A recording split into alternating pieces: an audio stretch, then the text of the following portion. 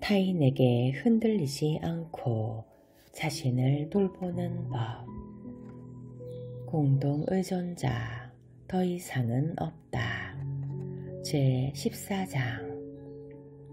토마스 라이트는 공동의존, 최근 떠오르고 있는 문제에서 다음과 같이 썼다. 나는 역사적으로 공동의존자들이 사회의 부정의에 대항해 왔고 힘이 되어주면 일어설 수 있는 약자의 권리를 위해 싸워왔다고 생각한다. 공동의존자들은 돕고 싶어 한다.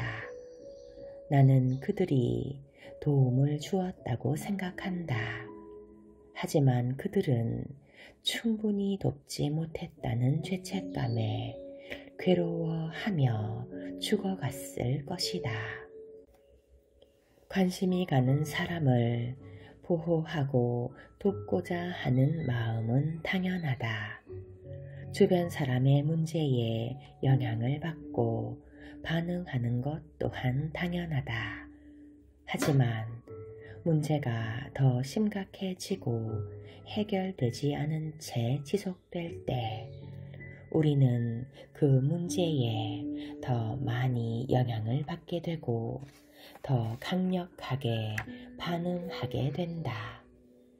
여기서 반응하다 라는 말이 중요하다. 당신이 공동의존을 어떻게 접근하든지 어떻게 정의하든지 그리고 공동의존을 진단하고 치료하기 위해 어떤 참고틀을 선택하든지 공동의존은 주로 반응의 과정이라는 것을 알아야 한다. 공동의존자는 반응하는 사람이다. 그들은 지나치게 반응하기도 하고 미온적으로 반응하기도 한다. 하지만 그들은 거의 스스로 행동하지 않는다. 그들은 다른 사람의 문제, 고통, 삶, 그리고 행동에 반응한다. 그들은 자신의 문제와 고통, 행동에 반응한다. 공동의존자의 반응은 스트레스와 알코올 중독 혹은 다른 문제들 속에서 생활하거나 성장하면서 형성된 불확실성에 대한 반응이다.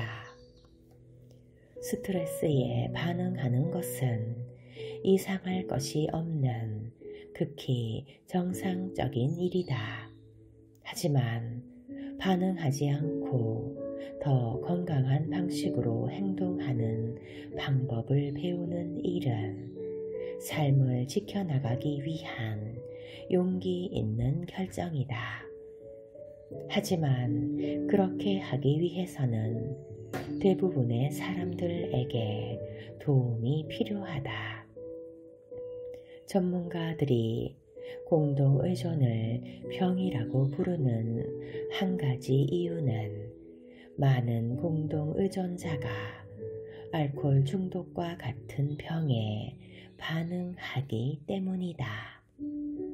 공동의존을 병이라고 생각하는 다른 이유는 공동의존이 계속 진행되는 특성을 갖기 때문이다. 우리 주변 사람의 병이 깊어짐에 따라 우리는 보다 강렬하게 반응하기 시작한다. 처음에는 작은 관심에서 시작했지만 점차 소외감, 우울, 정신적 또는 신체적 질병, 자살의 환상에 사로잡힐 수 있다. 그러한 반응들은 서로 맞물려 일어나고 더욱더 악화된다. 공동의존을 병으로 규정하기에는 어려운 점들도 있지만 그것은 분명 당신을 병들게 할 수 있고 당신 주변 사람들이 병적인 상태에서 헤어나지 못하도록 영향을 끼칠 수 있다. 공동 의존을 병이라 부르는 또 다른 이유는 자기 파괴적인 행동처럼 공동 의존의 행동이 습관화되기 때문이다. 우리는 아무 생각 없이 습관을 반복한다. 습관이 뿌리를 내리고 생명력을 갖게 되면 통제할 수 없게 된다. 공동 의존은 상대방이 어떤 문제를 겪고 있는지와는 상관없이 우리에게 고통을 주는 사람들에 대해 그리고 우리 자신에 대해 생각하고 느끼고 행동하는 습관의 틀과 깊은 관련이 있다. 공동 의존의 행동이나 습관은 자기 파괴적이다. 우리는 자기 자신을 스스로 파괴하는 사람에게 자주 반응한다. 또한 우리는 자기 자신을 파괴하는 방법을 배우면서 반응한다. 이러한 습관은 파괴적인 인간관계, 더 이상 지속해야 할 의미가 없는 인간관계 속으로 우리를 이끌며 거기에 우리를 가두어 버린다. 또한 그 습관은 우리가 다르게 반응했다면 지속할 수 있는 인간관계조차도 파괴한다. 우리는 그러한 습관적 행동 때문에 우리 삶의 가장 중요한 존재인 우리 자신 안에서 어떤 평화와 행복도 발견할 수 없게 된다. 오직 우리 각자가 통제할 수 있는 유일한 사람, 우리가 변화시킬 수 있는 유일한 사람, 즉 우리 자신만이 이러한 행동을 해결할 수 있다. 그 행동은 우리의 문제다. 당신은 공동 의존을 어떻게 정의하고 싶은가? 당신은 자신의 삶에 중대한 영향을 끼쳤던 사람, 그리고 당신이 걱정하며 변화시키고 싶었던 사람이 있는가? 그 사람이 누구인가? 그 사람과 당신의 관계에 대해 두세 문단 정도의 글을 써보고 그것을 읽어보라. 어떤 느낌이 드는가? 공동 의존자의 특징. 신이시여, 제가 바꿀 수 없는 것을 받아들이는 평온함과 바꿀 수 있는 것을 바꾸는 용기를 주소서. 그리고 그 차이를 분별할 수 있는 지혜를 허락하소서. 평온의 기도.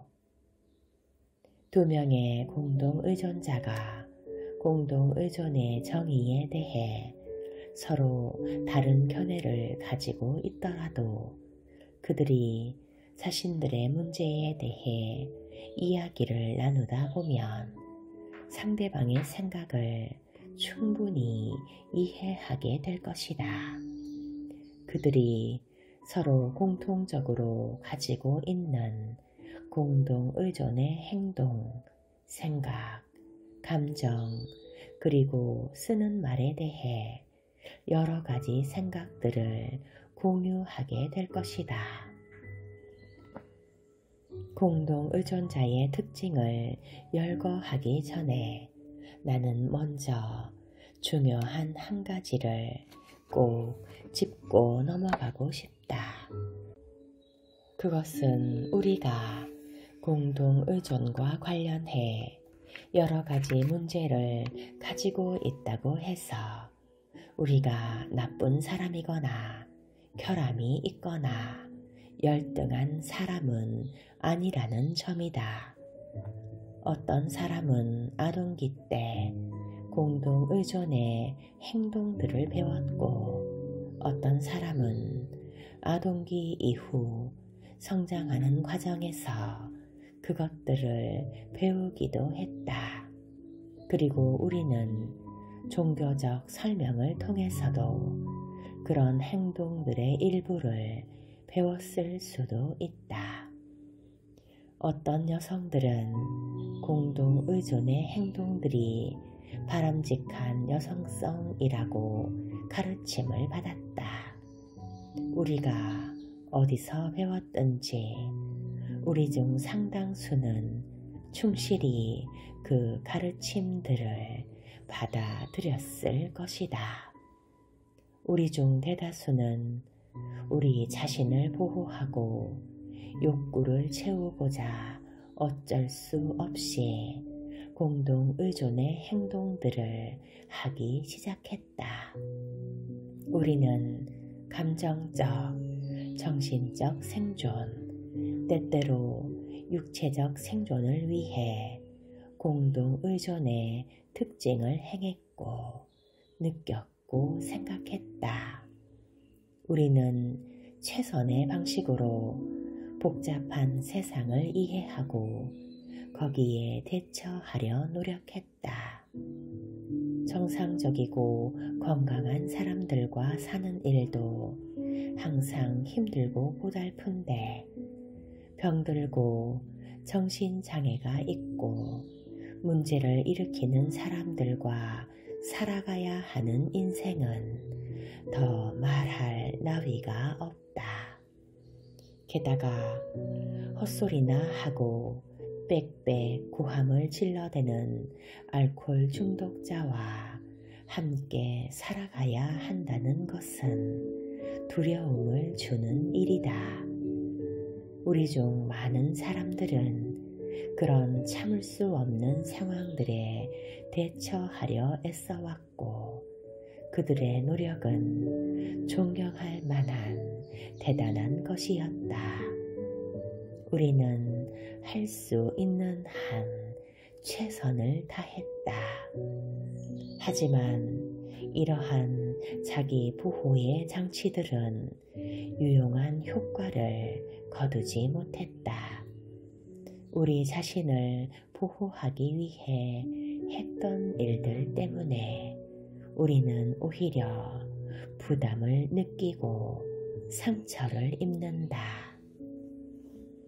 우리들이 사용한 자기 보호 장치들이 자기 파괴적으로 작동한다. 많은 공동의존자들은 거의 견뎌내지 못하며 자신들의 욕구를 채우지도 못한다.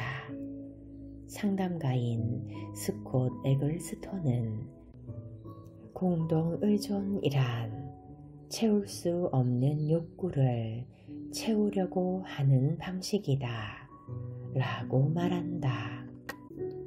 우리는 합당한 이유를 가지고도 잘못된 일들을 해왔다. 우리가 변화될 수 있을까? 우리가 보다 건강한 행동들을 배울 수 있을까? 나는 정신적, 영적, 그리고 정서적 건강이란 것이 가르쳐질 수 있는 것인지 잘 모르겠다. 하지만 우리는 고무되고 용기를 얻을 수는 있다.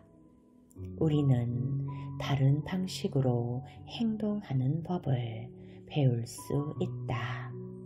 우리는 바뀔 수 있다. 나는 대부분의 사람들이 건강한 방식으로 최선의 삶을 살고자 하는 의지가 있다고 생각한다. 하지만 많은 사람들은 문제를 다른 방식으로 처리함으로써 좋은 결과를 가져올 수 있다는 점을 깨닫지 못한다.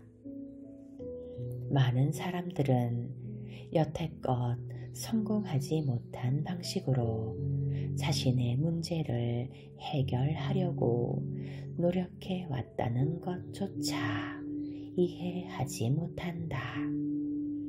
우리 중 대부분은 다른 사람의 문제에 대응하느라 너무 바빠서 정작 자신의 문제를 확인하고 살피는 일에는 엄두도 내지 못해왔다. 많은 전문가들은 인식을 변화의 첫 단계로, 그리고 수용을 변화의 두 번째 단계로 보고 있다. 이 점을 잊지 말고 공동 의존자의 특징을 살펴보자.